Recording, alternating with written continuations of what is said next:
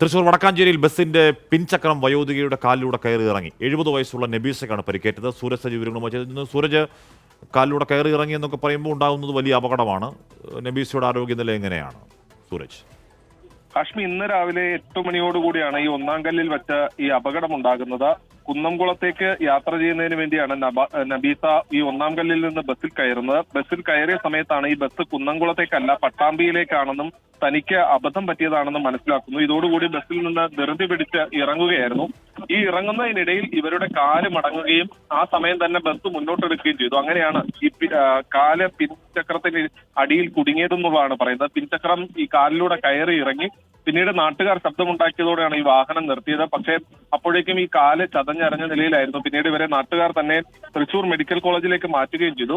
ഈ കാല് പൂർണ്ണമായും ചതഞ്ഞരഞ്ഞ നിലയിലാണ് എന്നുള്ളതാണ് പറയുന്നത്. പക്ഷേ ഈ കാലിന് പരിക്കൊഴിച്ചാൽ മറ്റു പരിക്കുകളോ ഒന്നും തന്നെ ഇല്ല എന്നുള്ളതാണ് പറയുന്നത്. എന്തായാലും നിലവിൽ ഈ ബസ് പോലീസ് കസ്റ്റഡിയിൽ എടുത്തിട്ടുണ്ട് കാശ്മീർ.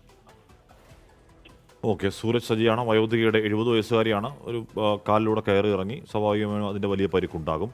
അതിൻ്റെ വിവരം പറയുകയായിരുന്നു സൂരജ് സജി.